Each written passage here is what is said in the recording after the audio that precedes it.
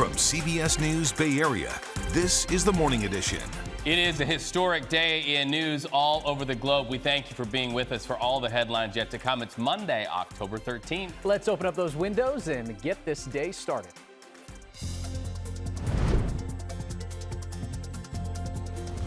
Widespread rain and the potential for thunderstorms makes today a first alert weather day. We're watching out for possible lightning strikes, gusty winds, and slick roads. The forecast for how long this could last. The sun rises on a holy land that is finally at peace. A historic day in the Middle East as Hamas frees the remaining Israeli hostages after 2 years of war. The major breakthrough as families in Israel and Gaza look towards the future.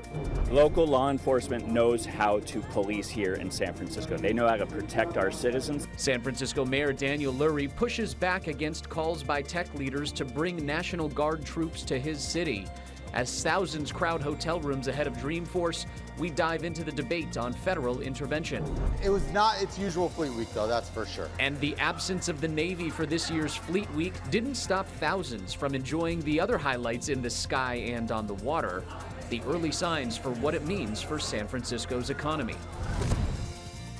And everybody, okay, on this first alert weather day, live cameras fired up all over the bay just for you this morning. We're live in San Francisco. We are live looking towards the North Bay and also up towards the East Bay. Here's your headline to start your new week. Rain is on the way, so you have to plan accordingly. We're not just talking about rain, everybody. Thunder, lightning, and wind also a possibility. And we know what those three could equal: fire danger. So meteorologist Jessica Birch is timing it all out, when and where it all hits for you. Good morning, Jess. Happy Monday. Happy Monday to you. And it's good that we're leading with that because, yes, I'm going to pull up the whole West Coast to start off this morning and paint the picture that this is a very large storm pushing in from offshore all along California, eventually pushing into Southern California as we head into the late evening hours tonight, early morning hours tomorrow, bringing some snow to the higher elevations. And on top of that, we're also going to gear up for some really rainy conditions here locally in the Bay. So what I'm going to do now is I'm just going to pull up the Bay map. And I want to talk about some changes that we're going to notice here in the Bay Area as we head outside today and tomorrow. This is what it's going to look like for us. Starting off with this morning, we're already seeing light showers in the forecast pushing in from offshore. Now into the afternoon hours we go. Daytime highs are going to stay nice and cool. We're talking about 50s and 60s widespread throughout the Bay Area as these thunderstorms push in from the north. Now with this rain, we could see localized flooding. We could potentially even see a chance for thunderstorm activity around the corner too. And a couple other things to pull up as well. If this map pops up, here we go. We are gearing up for the chance of isolated thunderstorms in the North Bay for the most part. Heavy amounts of rain from 11 to 6 o'clock tonight, widespread throughout the Bay Area. Temperatures stay cool, relative humidity stays high. We welcome the rain. We don't welcome the thunderstorm activity associated with this, and that pushes all the way down into Salinas and Monterey too. I'm gonna have more on what you can expect as we head into the next couple days coming up in just a bit. Back to you. All righty, thank you for that, Jess. As she mentioned, starting in the North Bay this morning, let's give you a live look at the conditions in the North Bay. You're not looking at any kind of rain right now. This is heading north along 101 in San Rafael. Everything looking pretty calm for now, but we will keep you updated throughout the morning as this day continues. And we'll have more coverage throughout the day for this storm system wherever you live. Be sure to download the CBS News app and turn on push alerts for updates. You can also check out kpix.com.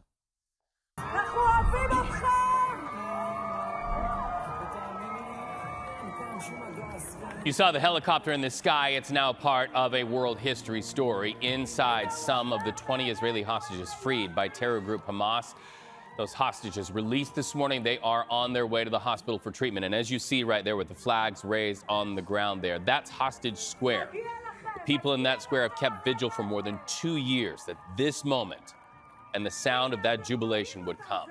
The hostages are free. Now, we say that on a bittersweet morning, as 28 others did not survive to see this day. This comes as a result of President Trump's peace plan, which Hamas accepted and Israeli leaders greenlit. This morning, the president addressing Israeli lawmakers as thousands of Palestinians, you can see them right here, return to a bombed-out Gaza. Bradley Blackburn has more on the ceasefire and the hostage release and the next steps in the deal. This is the first glimpse of freedom for the remaining Israeli hostages, released after enduring 2 long years in captivity. We see Elkanah and video FaceTime. In a place that has been dubbed Hostage Square in Tel Aviv, jubilant crowds came together to celebrate. President Donald Trump declared the war over before landing in Israel on day 4 of the ceasefire, there to meet with the families and to address the country's parliament. Today, the skies are calm, the guns are silent, the sirens are still, and the sun rises on a holy land that is finally at peace. The president will later chair a summit in Egypt with other world leaders to discuss next steps, including the creation of a multinational peacekeeping force in the region. After the Israeli hostage release Monday morning, hundreds of Palestinian prisoners were also released as part of the swap. Since the fighting stopped last Friday, thousands have returned to northern Gaza to find their homes in ruins. Amal Abu Rabia's entire neighborhood was flattened. She says, "I never imagined this level of destruction. There is nothing left." Dozens of trucks carrying humanitarian aid surged into Gaza Sunday, with hundreds more expected in the coming days. Back here at home, it is Columbus Day nationwide, still recognized as a federal holiday. But here in California, we mark Indigenous Peoples Day instead. Stock markets are open, but the U.S. bond market is closed for the day. Here's a look at what else is affected. Post offices closed, so no regular mail, but UPS and FedEx are open for business today. Federal offices and courts are closed. However, California state offices, like the DMV, do remain open. Banks are closed, but again, the stock markets are trading. Finally, transit systems and most retailers are running on normal schedules on this Monday. Time now to look at some of the headlines of the day. This morning, we begin on the roads in the South Bay. San Jose is cracking down on red light runners. Starting today, drivers will enter a warning period for 4 of the city's most dangerous intersections. The new red light cameras are now up at Lee and Parkmore, Monterey and Branham, Keys and 3rd, and Bascom and Camden. This is the map that shows you where those locations are. Warnings will begin to go out today. Tickets will start to roll out in December for people who are speeding. Now, this is a part of a year-long pilot to cut down deadly crashes. City leaders say intersections like Monterey and Branham do see some of the worst collisions in the area. Officials hope this tech will make the roads safer. And this really is just a first step because speed cameras could follow. But they do face funding issues after a blocked federal grant. California is pushing back again on federal immigration enforcement tactics. Governor Gavin Newsom just signed several new laws to protect undocumented families, but he also vetoed a key privacy bill. Newsom signed bills expanding legal support for unaccompanied minors, boosting data protections, and helping parents plan for deportation emergencies. But the governor did block a bill that limited how long police could store license plate data, saying it didn't strike the right balance between privacy and public safety. Governor Newsom also has signed a controversial bill to address the state's housing crisis. It allows for more housing to be built near transit hubs. The bill overrides local zoning rules and neighborhood objections and allows developers to build high-rises up to 9 stories. Supporters say it'll help bring down housing costs. Opponents say it strips local control and threatens character of neighborhoods. The affordability part of it is a part of what is the big scam that many of us think, that these buildings are not, they have no assurances, no promises of meeting the needs for those people who are living on even minimum wages. The state has an obligation for human health and well-being to step in when you have local control that's run amok and really is actually hurting a lot of people. So the new law applies to 8 California counties. That includes 4 here in the Bay Area: San Francisco, San Mateo, Santa Clara, and Alameda. It'll take effect next summer, but some opponents say they are already considering legal challenges here. Ahead of a major conference in the city, another tech giant is joining Salesforce CEO Mark Benioff in supporting the deployment of the National Guard troops to San Francisco. Yeah, Tesla CEO Elon Musk criticized San Francisco and supports federal intervention to try to get a hold of crime in the city. So this all comes as tens of thousands of tech workers, we know this, from around the world are about to arrive in San Francisco for the annual and very financially beneficial to San Francisco Dreamforce conference. So Da Lin spoke with the mayor of San Francisco, who says the National Guard is not needed on our streets. Watch. Hi, everybody. How you all doing? I'm good. As Mayor Daniel Lori works the crowd at the annual Italian Heritage Parade, momentum is growing behind his opposition to bringing in the National Guard. Parade spectator Ana Hernandez is one of many San Franciscans who don't want soldiers patrolling the city. I've been here 25 years, and we've never had the need of having them here. So bringing them here, I think it would bring more chaos, scare for the people. She and her family say they feel safe living in San Francisco, but she admits homelessness and open-air drug markets remain major challenges. It takes time, but I feel like it will change for a good. We have work to do. I say we collaborate and work with what we have. Salesforce CEO Mark Benioff recently told the New York Times President Trump should send in the National Guard to fight crime. Tesla CEO Elon Musk backed Benioff with 2 tweets over the weekend, saying federal intervention is needed and describing downtown as a drug zombie apocalypse. Crime is down 30% citywide. SFPD, our sheriff's department, is doing an incredible job. We're going to keep people safe during Salesforce and Dreamforce this week, and we're going to keep people safe 365 days a year. While some San Franciscans support the idea of having Guard troops here, the mayor says it's the wrong approach, and it would take away local control. Local law enforcement knows how to police here in San Francisco. They know how to protect our citizens. They know how to protect our conference goers. Crime is down in San Francisco. I'm proud of the work that the rank and file do every day. Benioff seemed to soften his stance on Sunday afternoon, tweeting that his point was really about the city's police shortage. He announced Salesforce will donate $1 million to help fund bigger hiring bonuses for new police officers. Many people say that's the right move. Invest more money into the law enforcement. Let them clean it up, not the National Guard. Ana agrees, saying local solutions should come from local people. That's why we have our own local police to fix whatever problem or issues we have.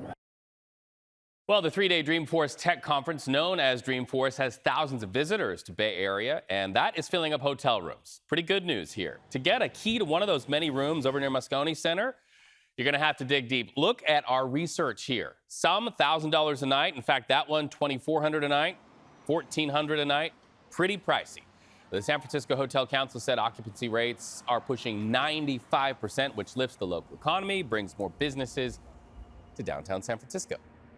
And it's so great for our city because for every $100 spent in the hotels, roughly $250 are spent outside of the hotels. So that's great for the restaurants and coffee shops. Well, the Hotel Council estimates Fleet Week and Dreamforce combined will bring in tens of millions of dollars to a hotel industry that we know needs it. Dreamforce officially kicks off tomorrow. Welcome all of our visitors. Let's take you live outside right now as visitors got a great chance to check out Fleet Week and all of the ships on display. Here's a live look at the Ark Gloria, the Colombian Navy's iconic tall ship, docked at Pier 15. Today marks the last chance for people to get tours of this ship, wrapping up what was a record-breaking visit. On Sunday alone, more than 10,000 people came aboard this vessel. That was the biggest single-day total in Fleet Week history. The ship set sail this afternoon at 4 o'clock with cadets manning the masts in a dramatic farewell salute to San Francisco.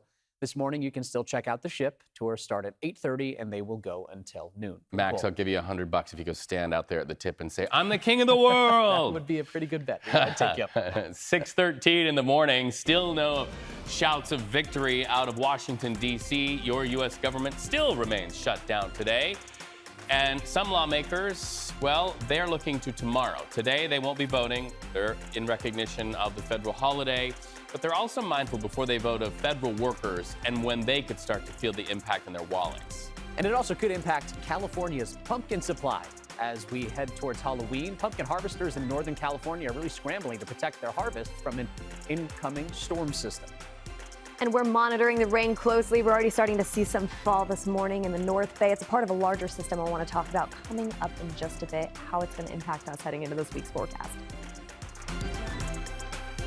6:17 in the morning. Welcome back. Week 3 of a U.S. government showdown. And today there will be no progress inside the halls of Congress. That's because lawmakers are in recess for the federal holiday. But you workers out there, and we know there are many in the Bay Area also, are starting to feel the impacts of a shutdown. 4,000 civil service workers lost their jobs Friday. Now, as to who gets paid and who doesn't, air traffic controllers could get their first partial paycheck this week, and then we're told nothing if the shutdown continues. Tomorrow will be a big day in the Senate and in the House. On the map in South Carolina, a mass shooting at a bar during a high school reunion. 4 are dead, 20 others are injured. So witnesses inside that chaotic scene say the gunfire sounded like a machine gun. Multiple victims and witnesses ran to nearby businesses to try to get away from the sound of the gunfire.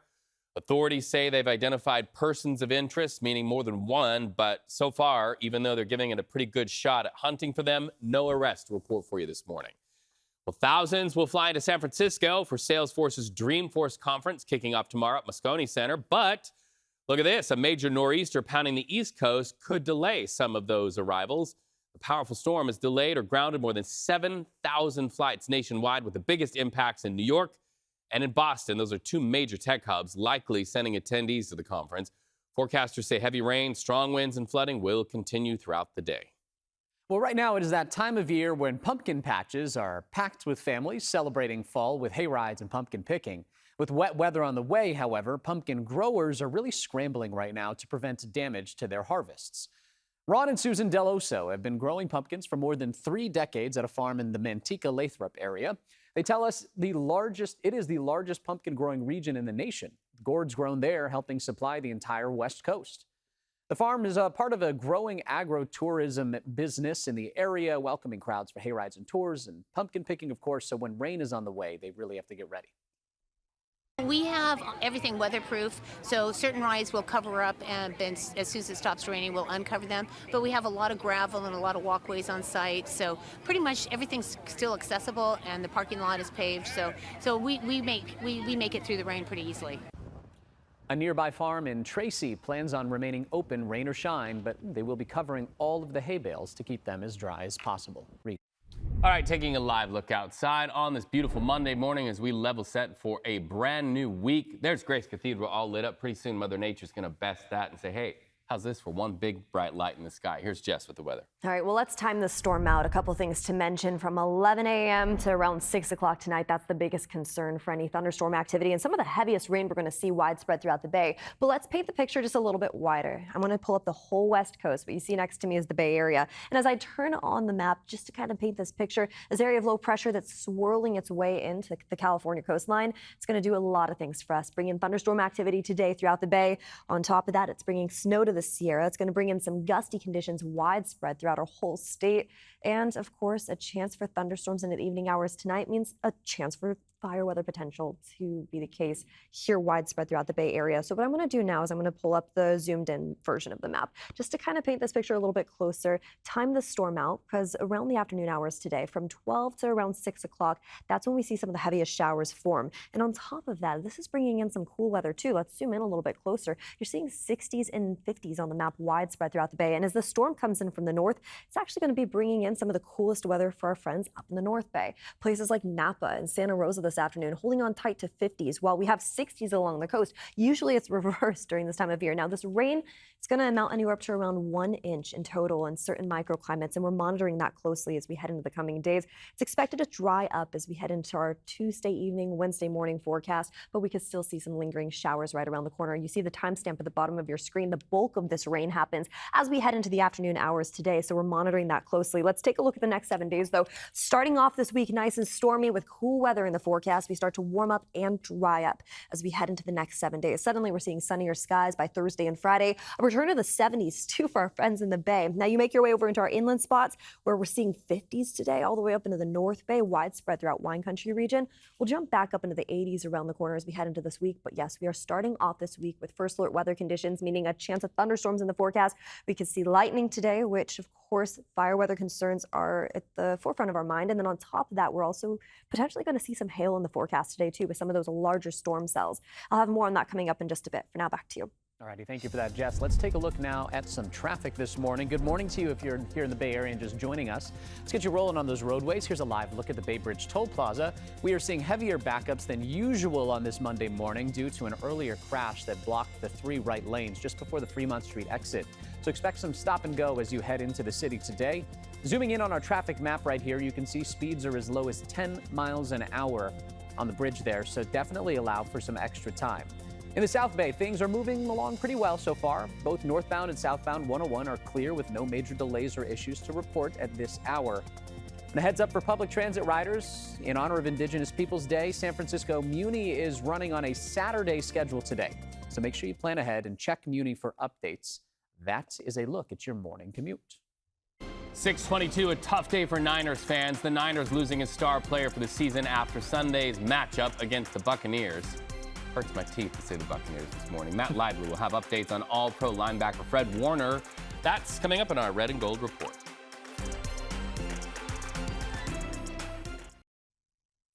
Welcome back, everybody. Your 49ers lost to the Buccaneers on Sunday, but that might not have been the biggest loss the team suffered. Matt Lively has the updates from Tampa in this morning's Red and Gold Report. Matt. This is the Audi Red and Gold Report. The final score here in Tampa doesn't tell the full story from the 49ers falling to the Bucs. Fred Warner's season-ending ankle injury is by far the biggest loss in this game. That's heartbreaking. And not only is he one of the best linebackers that ever played the game, but he's the heart and soul of this team, not just heart and soul of this defense. A football locker room is never fun after a loss, but this was much different. Fred Warner's injury weighed heavy on his teammates. I was personally nauseous. I had to take some nauseous medicine. It just made me sick to my stomach. I made the tackle and I heard Fred, and I kind of knew right then and there what happened.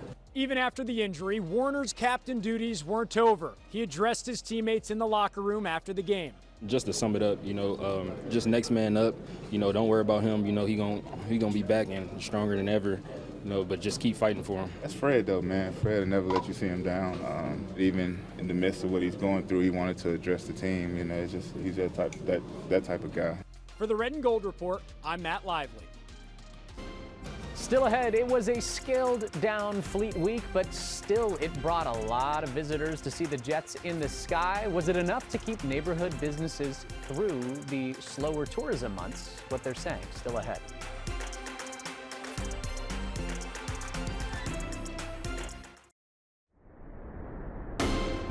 From CBS News Bay Area, this is the Morning Edition.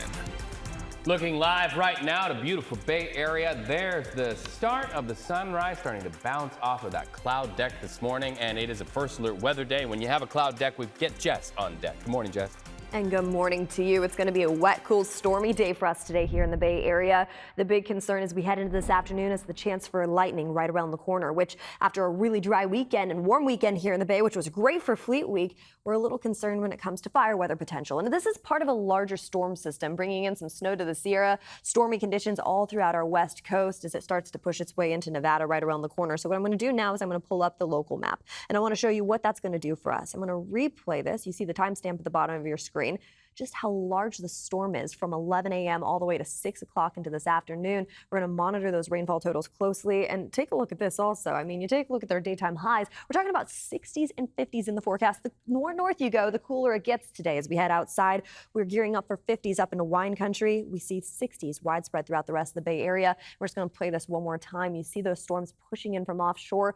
Some of that yellow and that red that you see on the map, those are larger storm cells that we can expect into the evening hours tonight. And the big concern, of course, is lightning, hail, and we could even see some really strong gust of wind as we push into the evening hours tonight as well with the storm system. And it's going to start tapering off as we head into our Tuesday and Wednesday forecast, but I'll show you that coming up in just a bit. In total, today is a first alert weather day. We are gearing up for some heavy rain into the afternoon and evening hours tonight. On top of that, a chance of thunderstorms right around the corner. Max.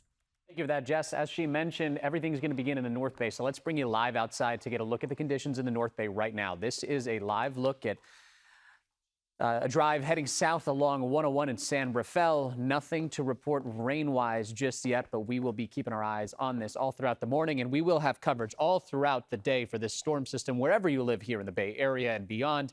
Be sure to download the CBS News app and turn on push alerts for updates. You can also check out kpix.com. Read. Developing this morning as history unfolds in the Middle East, we are just now getting to see the first 7 of 20 Israeli hostages released by terror group Hamas after spending more than 2 years in captivity. The hostage release is the first phase of President Trump's 20-point ceasefire and peace plan. Nearly 2,000 Palestinian prisoners in Israel, we understand, will also be released. This emotional family reunion at a hospital in Israel, it is now, we're seeing it I mean, look at that. Such a powerful thing. Wish we could hear that as well. You can only imagine what that would feel like. There it is. Let's go ahead and just have that moment. Right. That's former hostage Guy Gilboa Dalal hugging his family. Hamas terrorists took him as he danced at a desert music festival 2 years ago. In fact, he was among the first that were captured. He's now one of the first freed. And you're seeing his family's jubilant reaction. President Trump met with Dalal's family before speaking to Israeli lawmakers. Generations from now, this will be remembered as the moment that everything began to change, and change very much for the better. Like the USA right now, it will be the golden age of Israel and the golden age of the Middle East. It's going to work together. The president will later chair a summit in Egypt with other world leaders to discuss next steps, including the creation of a multinational peacekeeping force in the region. On the map in the North Bay this morning, a follow-up to a water safety story at Sonoma State University. So after a weekend of restrictions, students and staff finally got the all clear to use the water. High chlorine levels forced the campus to shut off water access for drinking, cooking, even hand washing. Crews worked around the clock, flushing lines and testing systems. Okay, so moving on the map now to Santa Clara County. No love in Los Altos for a parking lot plan. Some neighbors and students, even community members, spoke out against the proposal to convert some of the Los Altos high school tennis courts into parking spaces. The courts are not just used by students, they're pretty popular there in the community as well. Well, today the school board is set to approve a traffic study of several options.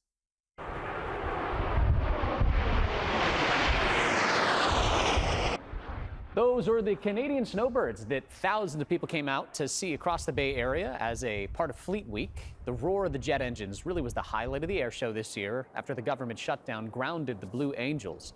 So the Blue Angels really a staple of Fleet Week, and so is the parade of ships, both of which had to be canceled this year, of course, as a result of that government shutdown. Bummer, but some businesses around the marina were worried that the changes would mean less people shopping around and enjoying the city and spending money, right?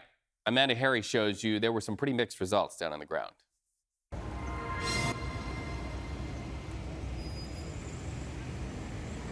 A beautiful day in the Marina District to end an unconventional Fleet Week. It was not its usual Fleet Week, though, that's for sure. Owner of Bonita Taqueria y Rotisserie, JJ Sweden, says this would usually be an ideal day for Fleet Week. Clear skies and warm weather. But with the government shutdown, the roaring engines of the Blue Angels were nowhere to be heard. Definitely a little bit quieter. The skies were quieter. It wasn't as crazy as usual. Sweden's restaurant has been located on Chestnut Street, just blocks from Marina Green, for more than a decade. He knows what a normal Fleet Week looks like, and the crowds weren't the same. The one thing I did notice is usually as soon as the plane shows end around 3 or so, everyone comes flocking down. We didn't get that crazy rush on the street. Fleet Week is usually his restaurant's busiest weekend of the year. He anticipated a slower weekend because of the shutdown. But with the Canadian snowbirds still putting on a show, he stocked up cautiously. It was scary because, like I said, for us businesses, especially in the Marina District, like there's a few weekends that we get of the year that are like our bread and butter, busy, we know what to expect. So it was definitely devastating. And while he didn't get the number of customers he does for a normal Fleet Week, people still came out. We were hoping for the best, and like I said, it could have been better, but it wasn't as bad as anticipated. So we're definitely grateful that it turned out to be what it was. Just across the street at La Fromagerie Cheese Shop, owner Dylan Fraioli had similar concerns. Actually, yeah, I had a lot of customers. They called and said, okay, let's cancel the event. I was like, oh, okay, that's so sad. But she says in the end, they had plenty of foot traffic and didn't feel any negative impacts on their sales. Actually, this weekend it was like very busy. The only thing compared to the last year, no noise. Like it was like we didn't hear anything. While Sweden is grateful for the business he did get, he's hoping for an even better Fleet Week next year. I would hope there's no government shutdown. I'm hoping San Francisco maybe changes its Fleet Week to not always fall when the government may shut down, which would help us because it definitely is a big boost for the economy. High school marching bands are battling it out today in San Francisco, competing for $10,000 and the title of the best band in the Bay Area. One South Bay band has been practicing 14 hours a week, hoping to beat out longtime East Bay favorites. They're bringing a bold theme this year, a big energy and a tight bond, all formed through music. Listen.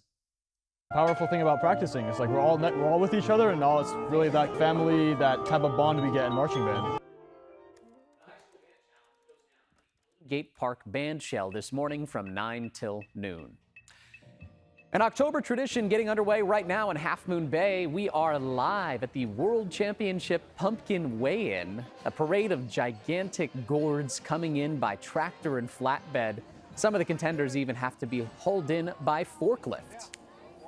So let's get live out to Veronica Macias live in Half Moon Bay this morning in the middle of the Pumpkin Pride, everything going on right now. Good morning. Great to see you, Veronica. It's such a special time on the coast. Good morning. Nice to see you too. And look at this pumpkin behind us. It is gigantic. We have Brandon here this morning with us. Thanks for joining us. You helped grow this. Okay, this is your third time entering for the festival. And why do you do something like this, and what goes into? Can you talk about the secret potion that helps with growing something this large? Yeah, it's a good question because it is a lot of work, but it is also a lot of fun to grow these things. So in the middle of the year, these things will grow like 50 pounds a day, which is pretty exciting. So that's one of the things that is fun about it, but it is a lot of work, and you got to pay attention to the plant and the pumpkin for pretty much the whole season, from like March all the way until yesterday when it was cut off the vine. And tell me about the day-to-day, the attention, because you see that you see progress day to day, and that's with something like this. Describe it for us. Yeah, so it kind of goes in stages. In the beginning of the season, it's all about growing a really big plant, and then around June, when you pollinate it and the pumpkin starts growing, all the attention goes to the pumpkin, and it's a lot of just making sure that you're keeping the water scheduled correctly. You're not letting it get too hot, too cold, too wet, all of those kinds of things. And then what happens next with this pumpkin after today? And you've never won before, so we're wishing you best of luck. So after today, depending on what it weighs, it will maybe, if it wins, it stays and becomes part of the parade for the festival this coming weekend. And then after that, it might have another home at a pumpkin patch or somebody's front yard as a display or something like that. Okay, Brandon, thank you so much for your time. And you're out of Santa Rosa. We appreciate your time and best of luck. You do have some competition. Look at all of this, guys. So, yeah, we're going to be out here in Half Moon Bay and bring you more from the festival out here. Sending it back to you in studio. It's one of my favorite times of year on the coast. Growing up, we'd always go out to check out the huge pumpkins, and they never cease to amaze me. Thanks for that live report. We'll check in a little bit. 6:40 in the morning, President Donald Trump threatening China with even higher tariffs. Likely you saw a dip in your 401k when that first social media post happened. We're going to take a look at how Wall Street is reacting by this morning after the president put out a post trying to sort of quell some of the tensions between the U.S. and China. And medical mystery drama Watson is back for a second season tonight. We chat with the star of the CBS hit show, Morris Chestnut, with more on what we can expect in the new season. And we have stormy weather in the forecast for us today. Widespread showers throughout the whole west coast, anywhere from northern parts of California and southern parts of California, gearing up for stormy weather today. I'm going to talk more about what that's going to do for us coming up in just a bit. Well, after what was kind of a roller coaster on Wall Street, we are watching what happens as trading starts once again in New York. Taking a live look at the big board this morning, we are healthily in positive territory. You know, Friday, stocks went into a free fall after President Donald Trump threatened to slap a 100% tariff on goods from China, even saying November 1 is when that would start. Well, China then fired back by imposing new port fees on U.S. ships. Well, Sunday, President Trump sought to calm those tensions, writing on social media, "Don't worry about China, it will all be fine." President Trump and China's President Xi are expected to meet later this month at the APEC summit. Oh, why? You got a car? Scenes like that, a part of a flood of tributes on your social media feed, likely this morning and all through the weekend, paying tribute to the late actress Diane Keaton. Smart and quirky, Keaton charmed audiences with co-stars and her wit. Now, while her career actually started on Broadway in Hair, Keaton became best known for her movies. She earned an Academy Award for her iconic performance in Woody Allen's Annie Hall. Max? Time now for a look at what's coming up later on CBS Mornings. Here's Nate Burleson. Coming up on CBS Mornings, it's a historic day in the Middle East. All of the last living Israeli hostages held by Hamas have been released and are back in Israel. Tony leads our team coverage from Jerusalem. We're tracking President Trump's movements throughout the region, meeting with hostage families now released, and also talking to top government officials in Israel. Plus, Gail talks with award-winning actors Julia Roberts and Ayo Edebiri about their new thriller, After the Hunt. Also, Justin Hartley is in studio to preview season 3 of his hit CBS drama, Tracker. And of course, Monday means Beg Knows America. David shows us how one woman's infectious kindness is still inspiring people around the world, even after her death this summer. We will see you at 7. Well, it is CBS Premiere Week, and starting tonight, more medical mysteries await Dr. John Watson. Here's a look at what to expect. A 72-year-old woman believes she's 25. Explain how that happens. This season, Watson is forced to face his past. Gianna Franco spoke with the star of the show, Morris Chestnut, ahead of the premiere. So joining me now, live in studio, the star of the show, Morris Chestnut. Thank you so much for being here. Thank you for having me. I'm glad to be here. It's nice because, you know, typically when we have these conversations about shows that are coming up, you're always on a Zoom screen. So Yes. So it's glad to be here with you in studio. Yeah, he's real, everyone, I promise. He's really here. Okay, so let's talk about the show. So we are set to meet Sherlock Holmes for the first time after he was presumed dead. And hopefully I'm not spilling too much for anyone who hasn't seen the show yet. So how is that going to actually kind of play out a little bit in season 2 as a whole? That's a good question. I'm still trying to figure it out. The writers don't tell me anything, but yes, you will see Sherlock in some type of form this season, season 2 of the show.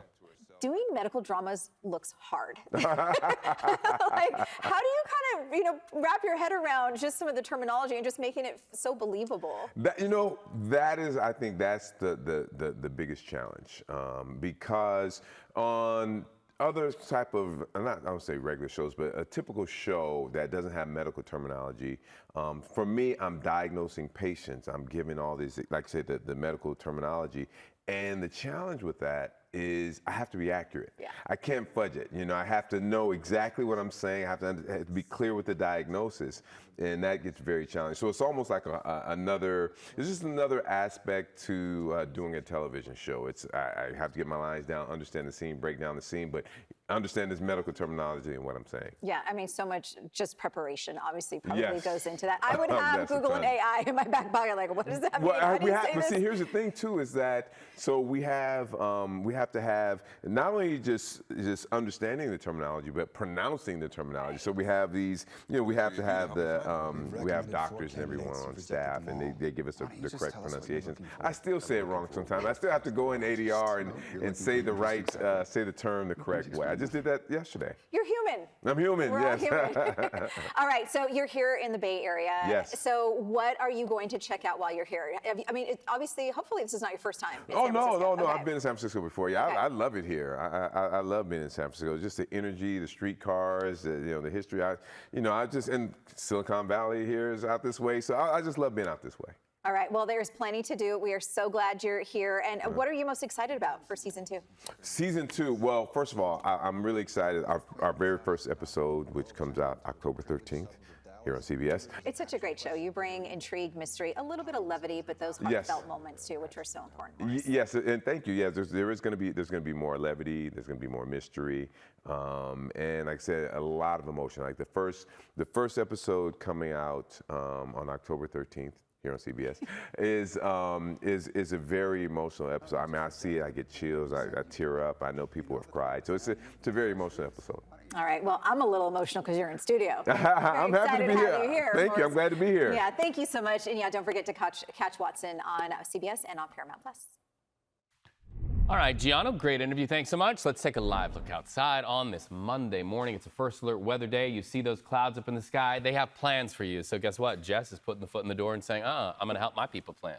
Oh yeah, let's talk about this first alert weather day and what we can actually expect as we head into this afternoon. I want to start off just a little bit wider to paint this picture. There's a large storm system pushing in from offshore, not only impacting us here in the Bay Area, but pretty much all throughout California as we head into the next 24 hours, bringing snow to the Sierra, bringing in some heavy showers for us here locally. But what I'm going to do now is zoom in a little bit closer. We're going to talk about what this storm is doing for us besides bringing in widespread showers and a chance of thunderstorms, which of course makes us concerned about fire weather conditions after a very dry, warm, low relative humidity weekend. Of course, that was beautiful for the most part, especially for Fleet Week. But as we take a look at what we're gearing up for today, significantly different. I mean, 60s widespread throughout the Bay Area. The storm system pushes in from the north. And with that, it's a cold air mass pushing in from the north. So we're actually going to see some cooler conditions today in places like Napa and Santa Rosa throughout this afternoon. Upper 50s in store for us there.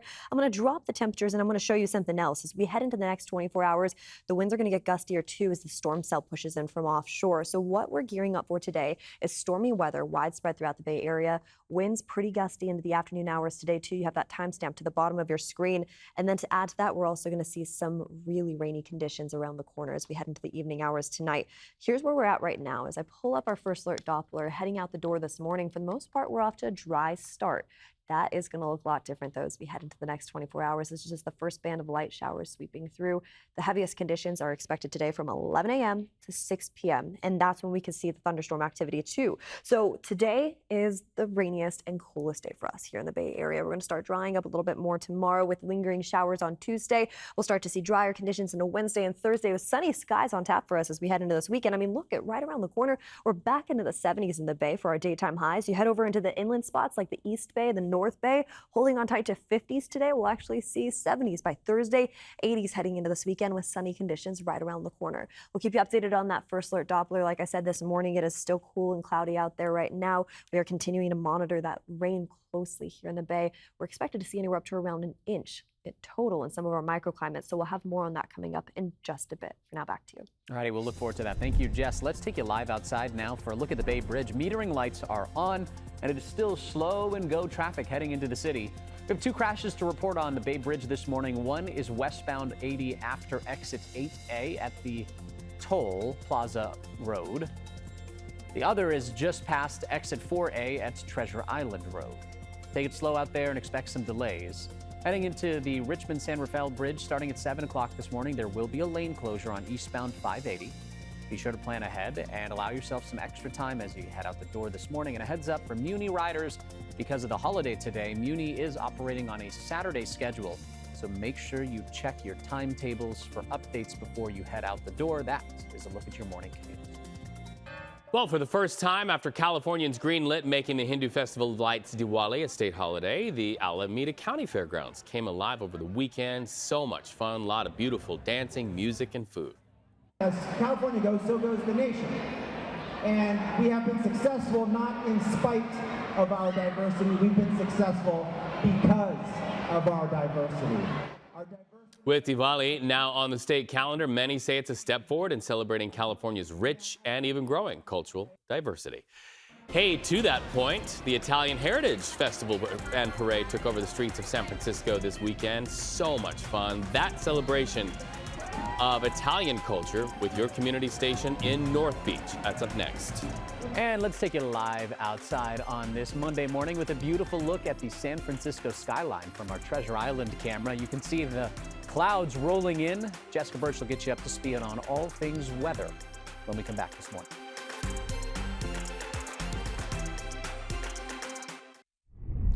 Welcome back. Time now for your Money Watch report. Layoffs begin today at San Jose's Cisco. The tech giant is cutting a total of 221 jobs with 157 layoffs at its facility in Milpitas and another 64 at its San Francisco office. They announced the job cuts in August, even though the company had strong fourth quarter earnings. Cisco reported $14.7 billion in revenue. That was an 8% increase from the same quarter last year.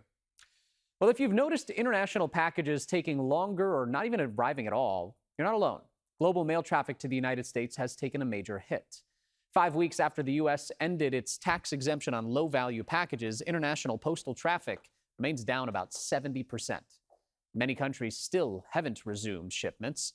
The UN's postal agency is rolling out new tools to help countries meet U.S. custom rules and get global mail moving again.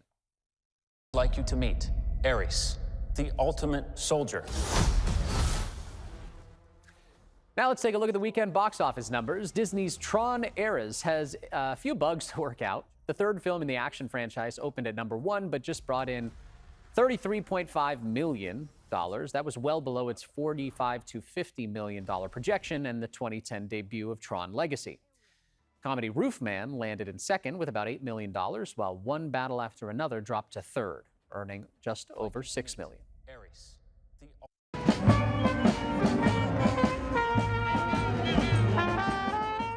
Hey, maybe the box office numbers were down because attendance was up down in the area of North Beach. You're looking at the Italian Heritage Parade.